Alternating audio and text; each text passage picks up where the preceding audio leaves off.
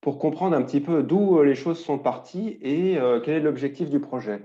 Donc en fait, d'un point de vue d'hélicoptère, l'objectif du projet, il est double. Il y a d'une part repousser les limites de l'exploration spatiale, c'est ce qui est écrit en haut à gauche, mais également développer le potentiel économique en fait de l'orbite terrestre proche. Et ce faisant, en fait, cet objectif fait complètement écho à une vision ambitieuse du futur de l'humanité, là, et à une citation là, de l'astrophysicien bien connu que j'ai mis sur le slide, qui est Carl Sagan. Alors, vous allez me dire, évidemment, bah, comment réaliser cette vision et cette ambition, hein, qui est quelque chose quand même de très futuriste? Eh ben, tout simplement en développant un système générique multifonction baptisé Space Servicer, dont le but est d'assurer un ensemble de fonctions sur les actifs spatiaux, qu'on va voir juste après. Donc, slide suivante.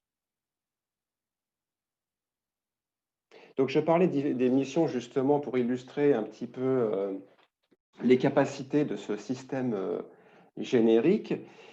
Ma foi, aujourd'hui, on ne sait rien, comment dire, enfin, on a les idées ouvertes, hein, tout est faisable dans le Space Servicer. On imagine évidemment en haut à droite de réaliser des missions d'orbitation et de désorbitation. En bas à droite, de réaliser des missions de fabrication, d'assemblage, de fabrication d'éléments directement in situ. Et également, qui dit Space Manufacturing, dit tout ce qui est phase de qualification, donc de la remontée du cycle en V, arriver à assurer la remontée du cycle en V en fait, d'un système spatial. Mais ça peut également être, et ça c'est également une grosse partie, je pense, des missions dont le Space Servicer doit être capable d'assurer, en haut à gauche, c'est toutes les missions de maintenance, réparation et révision, le fameux MRO. Donc là, en l'occurrence, on a mis deux petits exemples de missions MRO, mais il y en a bien d'autres en fait. On a mis un exemple de mission de refueling et un exemple de mission qui consisterait à changer le panneau solaire d'un des actifs qui ne fonctionnerait plus et pour le remplacer par un module comment dire, fonctionnel à nouveau. Parmi les applications, on va également trouver les applications de reconditionnement, de refurbishing. Et derrière ça, en fait, ce qu'on peut même imaginer, c'est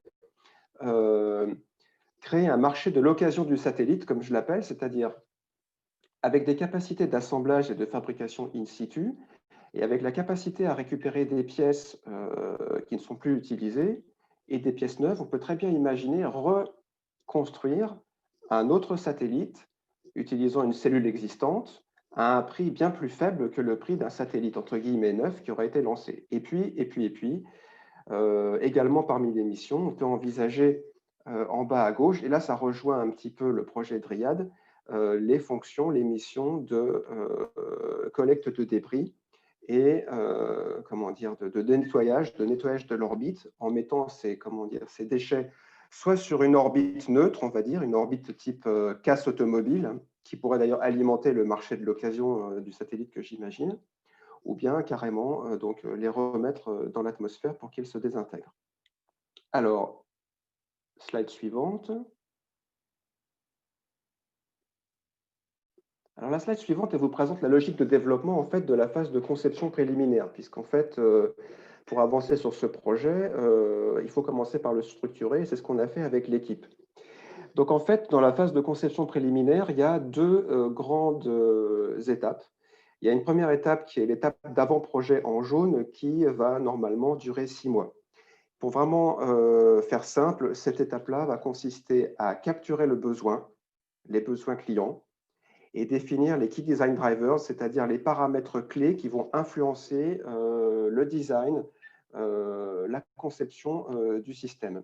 Et puis ensuite, on va dire que dans l'année qui suivra, donc du 6e mois jusqu'au 20e mois, l'idée c'est de rentrer vraiment dans la conception préliminaire, dans un premier temps du système, ensuite des sous-systèmes, et si tout se passe bien, je dirais au milieu de l'année 2022, d'arriver à faire une maquette non fonctionnelle à échelle réduite pour justement imaginer, enfin, représenter ce que pourrait être le serviceur.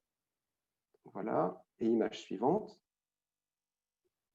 Donc ça, le slide précédent, c'était une vision, on va dire, planning. Là, pour le faire plus simple d'un point de vue tâche, vraiment à très court terme, ce que j'imagine, c'est deux cercles, deux équipes, on va dire, métiers.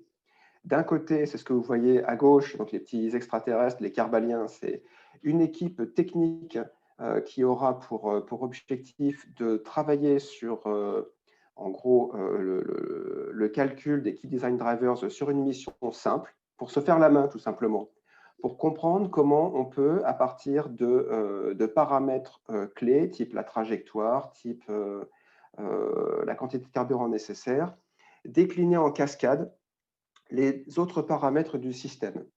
D'accord?